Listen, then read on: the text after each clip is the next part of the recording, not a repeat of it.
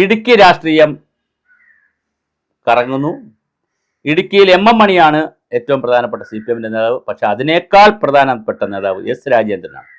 പക്ഷെ പുറത്ത് എന്തുകൊണ്ട് എസ് രാജേന്ദ്രൻ്റെ പേര് വരുന്നില്ല എന്ന് ചോദിച്ചാൽ അദ്ദേഹം ഈ നാവ് കൊണ്ട് സരസ്വതി വിളയാട്ടം നടത്തുന്ന ആളല്ല. പക്ഷേ എം മണി ആവശ്യമുള്ളതിനും ഇല്ലാത്തതിനൊക്കെ ചുമ്മാ മൈക്ക് കണ്ടു കഴിഞ്ഞാൽ അദ്ദേഹം വിള വർത്താനം പറയും. അത് വലിയ വിവാദമാവും. പിന്നെ അദ്ദേഹം മന്ത്രിയായി. ഈ രണ്ട് കാര്യങ്ങളുണ്ട്. പക്ഷേ എസ് രാജേന്ദ്രനാണ് 3 പ്രാവശ്യം MLA ആയിരുന്നു. വളരെ വലിയ നേതാവാണ്. അവിടുത്തെ തൊഴിലാളികളുടെ ഇടയിലൊക്കെ വലിയ നേതാവാണ്. അദ്ദേഹം ഇപ്പോൾ CPMമായിട്ട് കുറച്ച് കാലം കൊണ്ടേ ഇടഞ്ഞു നിൽക്കുകയാണ്. ഒരു 5-6 വർഷം കൊണ്ട് ഇടഞ്ഞു നിൽക്കുകയാണ്.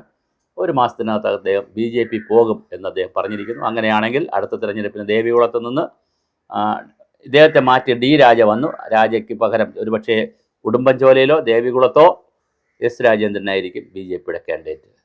അത് ജയിക്കില്ല എന്ന് നമുക്ക് പറയാനും കഴിയില്ല. കാരണം അത്ര നല്ല ഹോൾഡുള്ളൊരു മനുഷ്യനാണ് അവിടെ, വലിയ ഹോൾഡുള്ളത്. മാത്രമല്ല ഇടുക്കി ജില്ലയിലെ തമിഴ് മേഖലയിലൊക്കെയാണ് ഇദ്ദേഹത്തിൻ്റെ സ്വാധീനം കൂടുതൽ. ആ മേഖലയിൽ BJPക്ക് വലിയ റീച്ച് ഉണ്ടാക്കാൻ കഴിയില്ല എന്ന് പറയാൻ പറ്റില്ല.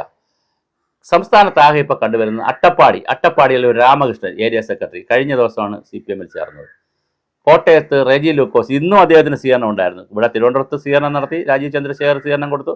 കോട്ടയത്ത് ജോർജ് കുര്യൻ മന്ത്രി കോട്ടയത്ത് സ്വീകരിച്ചു. അദ്ദേഹം കടുത്തുരുത്തിയിൽ മത്സരിക്കാനുള്ള സാധ്യതയാണ് കാണുന്നത്.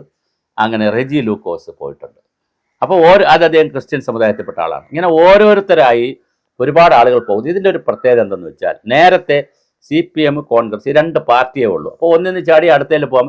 അടുത്തേൽ ചെന്നാലും അവിടെ സീറ്റ് കിട്ടുന്നതിനും സ്ഥാനം കിട്ടുന്നതിനും ഒക്കെ ഒരു പരിമിതിയുണ്ട്. പക്ഷേ BJPയിൽ അങ്ങനെ ഒരുപാട് സ്ഥാനത്തും അധികാരത്തിലൊന്നും അവർ വരാതിരിക്കുന്നത് കൊണ്ട് അവർക്ക് ഒരുപാട് പൊസിഷൻസ് കൊടുക്കാൻ പറ്റും. പാർട്ടിക്കകത്ത് പൊസിഷൻ കൊടുക്കാൻ പറ്റും, പഞ്ചായത്തിൽ മത്സരിപ്പിക്കാൻ പറ്റും, MLA ആയിട്ട് മത്സരിപ്പിക്കാൻ പറ്റും. അങ്ങനെ ഒരുപാട് പൊസിഷൻ കൊടുക്കാൻ പറ്റും.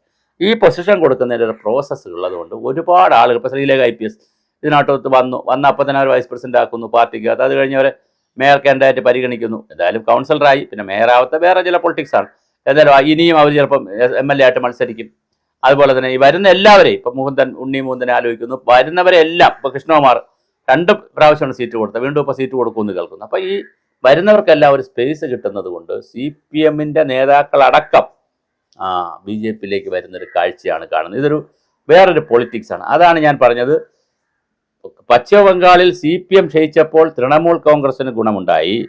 പക്ഷേ തൃണമൂൽ കോൺഗ്രസ് ഇപ്പോൾ ക്ഷയിക്കുമ്പോൾ BJPക്ക് ഗുണമുണ്ടാവുകയാണ്. എന്ന് പറഞ്ഞാൽ പഴയ CPMകാർ തന്നെയാണ് BJP പോകുന്നത്.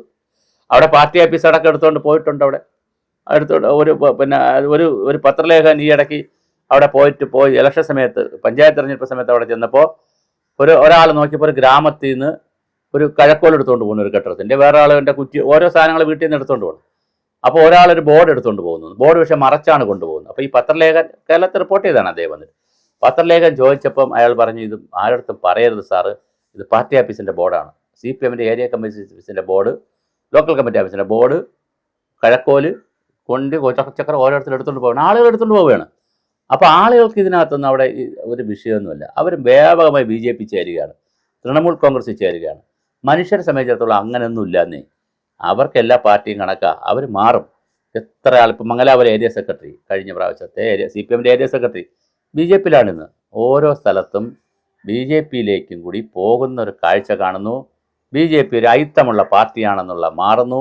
ചാണകം സംഖ്യ എന്നൊക്കെ പറയുന്ന കഥയൊക്കെ മാറി വ്യാപകമായി CPM സഹാക്കൾ BJPക്ക് ഒഴുകുകയാണ്.